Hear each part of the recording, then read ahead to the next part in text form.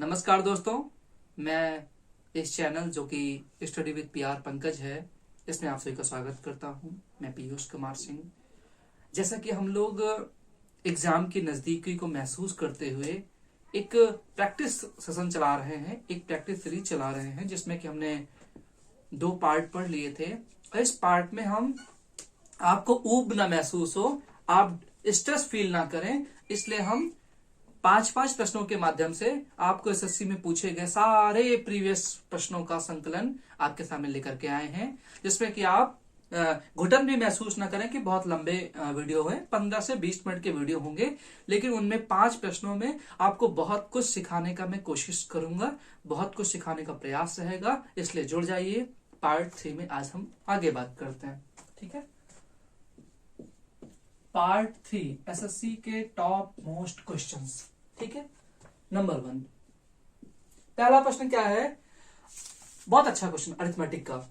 अगर 180 को x% से घटाने पर वही परिणाम आता है जो 60 को x% से बढ़ाने पर आता है, तो 200 का x% 200 के x + 40% से कितना परसेंट कम होगा? बहुत प्यारा प्रश्न। कह रहा है कि अगर 180 को 180 को x% से कम किया जाए तो ये बराबर होता है जब 60 को x% से बढ़ाया जाता है। ये बात समझ में? तो बताइए कि 200 का x% कितना कम होगा 200 के x + 40% से? ये बात समझ में? ये कितना कम होगा इससे? ठीक, ध्यान देंगे। तो 180 से x% कम करना है। 180 का x% कम करो, बराबर किसके हो जाएगा? 60 का, कोई तरीका और है ही नहीं है। 60 का x% बढ़ाना है तो फिर x% बढ़ा लीजिए। 180 में 60 निकल गया, 120 बराबर उधर 60x/100 कॉमन हो गया, तो बचा कितना? ठीक है, ये 180 उधर पहुंच जाएगा तो 3 + 1, ये 4 हो गया। 4 से भाग देंगे तो हम 30 बार जाएगा, 30 से 2 बार कटेगा, तो x बराबर कितना आ गया? 50%। यानी जिस परसेंटेज की तलाश थी वो मिल गया। वो क्या है? 50%। अब 200 का x% कितना होगा? 50%, वो हो जाएगा 100। 200 का 90% कितना हो जाएगा? 180। अब 100 180 से कितना कम है? 20 कम है। कहां से कम है? 180 से। ठीक है, ये पकड़ना है चीज। 80 कम है। 100 180 से कितना कम है? 80 कम है। कहां से कम है? 180 से। तो 20 नौया 20 चौको 80, 20 नौया 180, 4/9। हमको पता है 1/9 कितना होता है? 11 सही 1/9%। तो 4/9 कितना हो जाएगा? 44 सही 4/9%। ठीक है, यही इस सवाल का जवाब हुआ। बहुत प्यारा क्वेश्चन था। एसएससी की पूर्व परीक्षाओं में पूछा गया प्रश्न था। आप सॉल्व कर पाए थे? अगर सॉल्व कर पाए थे तो कमेंट बताइएगा यस, ठीक है। अदरवाइज सीखें तो कम से कम, ठीक है। पार्ट 2 की तरफ बढ़ते हैं। क्वेश्चन नंबर 2 की तरफ बढ़ते हैं। क्वेश्चन नंबर 2 में क्या जिक्र हुआ है? मैं सारे टॉप मोस्ट क्वेश्चन लेकर के आया हूं। यूं ही कोई लल्लू सवाल नहीं लेकर के आया हूं कि आप लगा लें फौरन। कुछ ना कुछ हर सवाल में कॉन्सेप्ट छिपा हुआ होगा जो कि आपको सीखने पर बहुत हेल्प रहेगी मैथ सेक्शन को सॉल्व करने में एसएससी के एग्जाम में, ठीक है। क्वेश्चन नंबर 2 देखिएगा। क्वेश्चन नंबर 2 क्या कह रहा है? अगर x + y + z का मान 22 हो और xy + yz + zx का मान 152 हो तो वर्गमूल x³ + y³ + z³ - 3xyz का मान बताओ। क्या होगा? आपके ऑप्शन ये रहे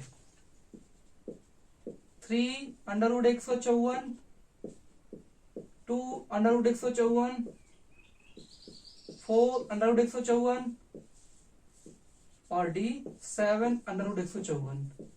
अब ये तो आप जान गए कि पूरा पूरा वर्ग नहीं निकलेगा, 154 आएगा, लेकिन संख्या आगे गुणांक में क्या रहेगी, तो आप तुक्का नहीं मार सकते हो, लगाना पड़ेगा आपको। ध्यान से देखिए, सारे प्रीवियस ईयर क्वेश्चन हैं। अब मैंने ये क्वेश्चन तो आपको करना सिखाया है, पूरी इस पर क्लास ही थी। तो ध्यान दीजिए, X cube plus Y cube plus Z cube minus 3xyz की वैल्यू क्या होगी, ये मैं बताया था करके कैसे होगा। अंडर रूट लगा ही रहेगा, 1/2 a plus B plus C क्या है 22 इंटू, अब मुझे चाहिए क्या, X square plus Y square plus Z square minus X Y Z X ना।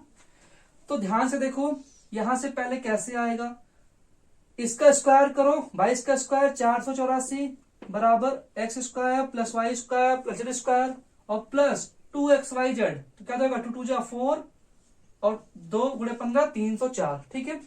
तो समीशन एक्स स्क्वायर की वैल्यू कितनी आ जाएगी 180, ये क्लियर हुआ। तो 1/2 into A plus B plus C into A square plus B square plus C square की वैल्यू 180, ठीक है, और माइनस इसकी वैल्यू कितनी है 152, ये क्लियर हुआ।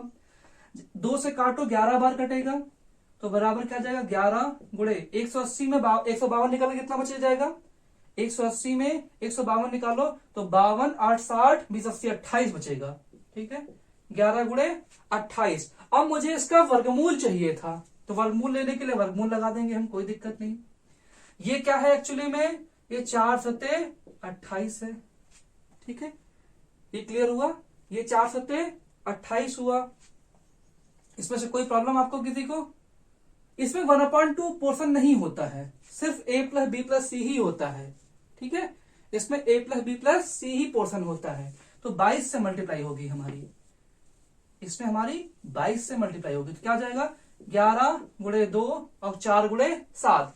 अब ध्यान से देखिए, 4 का तो बाहर निकल आएगा, क्या हो जाएगा 4 का वर्गमूल 2, लेकिन और बाकी चीजों का नहीं निकलेगा। 11 7 77 72 कितना जाएगा 154, तो 2/154 is the right answer of this question. B option सही हुआ। इसमें 1/2 पोर्शन नहीं होता है, सिर्फ क्या होता है a plus B plus C, ये हो गया, into A square plus B square plus C square, यहां से निकला, minus A B minus B C minus C A, यहां से निकला, वो पहले से दे रखा हुआ था। ये क्लियर हुआ। चलिए, बहुत अच्छा सवाल था, बहुत अच्छा सवाल था, ठीक है। उम्मीद करता हूं कि आपको समझ में भी आया होगा। ये बहुत अच्छा सवाल, और एसएससी में जो सवाल आते हैं ना, वो श्योर ही बहुत अच्छे होते हैं, इसमें कोई दो राय नहीं होता है, ठीक है। क्वेश्चन नंबर 3 का जिक्र करते हैं हम लोग। सवाल नंबर 3 में क्या कह रहा है, बहुत अच्छा सवाल ये भी। एक त्रिभुज है जिसकी माध्यिकाएं, त्रिभुज कोई भी सा भी मान लो, जिसकी माध्यिकाएं M1 कितने सेंटीमीटर है 48 सेंटीमीटर, M2 64 सेंटीमीटर और M3 80 सेंटीमीटर है, ठीक है। ये माध्यिकाएं हैं। अब आपसे पूछ रहा है त्रिभुज का क्षेत्रफल क्या होगा, बहुत सवाल पूछा जाता है। ये माध्यिकाएं दे दी जाती हैं और त्रिभुज का क्षेत्रफल निकालना है, ठीक है। तो हम अगर पहले माध्यिकाओं से बने हुए त्रिभुज का क्षेत्रफल निकालें, तो मुझे पता है 12 चौक 48, ठीक है, 16 से अगर डिवाइड करें 16 3 48, 16 चौको 64, 16 5 80 और 3 4 5 से क्या बनता है एक समकोण त्रिभुज। इसका मतलब माध्यिकाएं जो हैं वो एक समकोण त्रिभुज बना रही हैं। ये क्लियर हुआ। इसका मतलब ये या तो लंब होगा या तो ये लंब होगा, इनमें से कोई आधार लंब आपस में इंटरचेंज हो जाएंगे। 80 लेकिन कांस्टेंट ही रहेगा।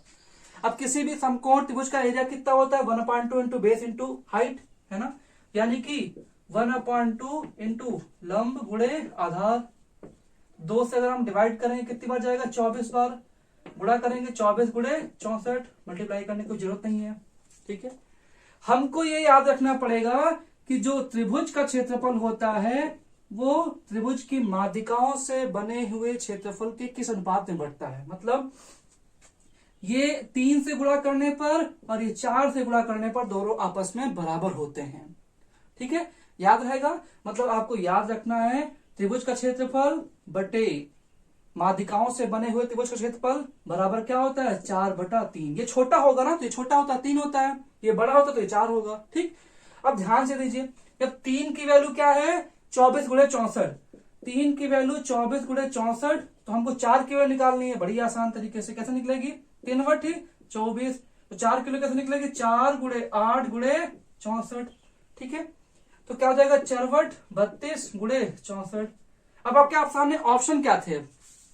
इस प्रश्न के जवाब क्या क्या थे? इस प्रश्न का पहला जवाब था जो ऑप्शन ए था वो 2045 था। ऑप्शन बी था 2048। ऑप्शन सी था 2042 और ऑप्शन डी था 2046।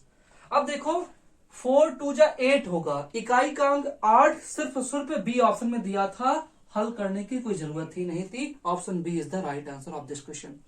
समझ में आई बात? ये इस पैटर्न पर बहुत सारे न्यूमेरिकल पूछे जाते हैं। ठीक है, तो त्रिभुज का क्षेत्रफल बटे माध्यिकाओं से बने त्रिभुज क्षेत्रफल बराबर 4/3 होता है, याद रखना। ठीक है, अगले आगे हम क्वेश्चन नंबर आगे नेक्स्ट जो होगा उसका जिक्र करने का हम प्रयास करते हैं और आपको कुछ न कुछ समझाने का कोशिश करते हैं। ठीक है, क्वेश्चन नंबर 4 देखिए। हम पूरी की पूरी एडवांस मैथ जो 2017 के बाद से एसएससी के एग्जाम में आई हैं, चाहे वो मेंस के पेपर में हो, चाहे प्री के पेपर में हो, चाहे सीजीएल हो, चाहे सीएचएसएल हो, चाहे एमटीएस हो, जीडी हो, स्टेनो हो, सीडीएस हो, सबके हम क्वेश्चन पेपर को यहाँ पर सॉल्व कराएंगे। लेकिन हमारा तरीका यही रहेगा कि आप घुटन न महसूस करें, आप एनर्जेटिक फील करें। ठीक है, तो क्वेश्चन नंबर 4 क्या कह रहा है? इसलिए मिक्सचर क्वेश्चन लाइए, किसी एक टॉपिक से नहीं, ताकि आप बोर हो जाएं।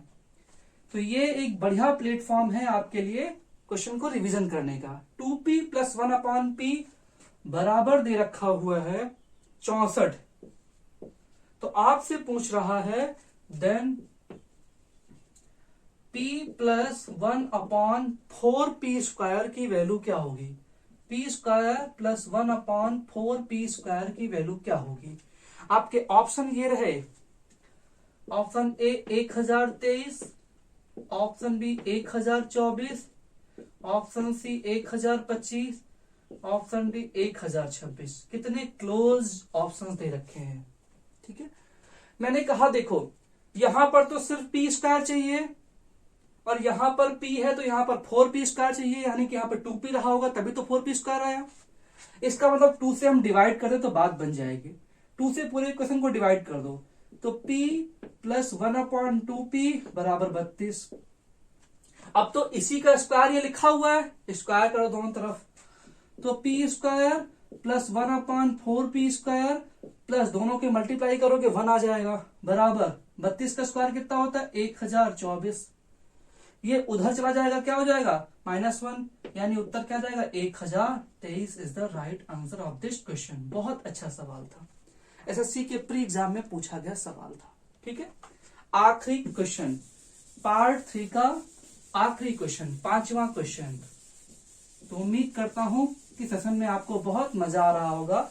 आप कई सारी नई चीजें, नई टेक्निक, नए कॉन्सेप्ट नए माध्यम से सीख रहे हैं। ठीक है, 5वां प्रश्न, अगर a का मान 258 हो, b का मान 260 हो और c का मान 262 हो, तो मान बताइए a³ + b³ + c³ - 3abc का। आपके सामने ऑप्शंस ये रहे, पहला ऑप्शन 9340, दूसरा ऑप्शन 9360, तीसरा ऑप्शन 9330, चौथा ऑप्शन 9350। ठीक, आप इसको हल कर सकते हैं, ट्राई मारिए। देखिए ऐसे क्वेश्चन मैंने सॉल्व करना सिखाया था। जब भी नंबर्स पास पास दे रखे हो, आपसे a³ + b³ + c³ - 3abc पूछे तो क्या करोगे? इसका फॉर्मूला क्या होता है? इसका फॉर्मूला होता है 1/2। ठीक है, a + b + c आप जोड़ो, क्या जाएगा? 8 8 2 10। ठीक है, फिर यहाँ 6 6 6 12 6 18 हाथ से लाए, 1 2 2 4 2 6 1 7 इंटू a - b का होल स्क्वायर, याद आया नहीं? a - b का whole square 4 plus b - c का whole square 4 plus C minus A का होल स्क्वायर क्या हो जाएगा 16। हम 2 से अगर भाग करेंगे तो 2 39 0। क्लियर हुआ? इसका मतलब 390 गुणे 16 4 20 4 24। ठीक है, सबके लास्ट में 0 आ रहा है, आप इकाई से नहीं लगा सकते, उसको लगाना ही पड़ेगा। ठीक है, तो गुणा करो क्या हो जाएगा, इसको हम कैसे करके करते हैं, 400 माइनस 10 गुणे 24। वही तो बात हुई। 24 को 96 तो 9600 आ गया, माइनस 240। अगर हम घटाएंगे तो कितना आ जाएगा, 60 बचेगा, लास्ट में 60 बचेगा। 100 में 40 निकल गया, 60। यही ऑप्शन दिख रहा है, यानी कि option B is the right answer of this question. Clear हुआ? बिना पूरा सॉल्व किए भी क्वेश्चन का आंसर आ गया। ठीक है, तो पार्ट 3 में मजा आई, चेहरे पे मुस्कुराहट आपके आई, अच्छा लगा आपको, एसएससी के कुछ करीब पहुंच रहे हैं। जी हाँ, पहुंच रहे हैं, अगर आपने नोट्स बनाई होगी तो उम्मीद करता हूं पार्ट 3 में आपको बहुत आनंद आया होगा। तब तक के लिए विदा लेता हूं, अपना ख्याल रखिए, खुश रहिए, धन्यवाद।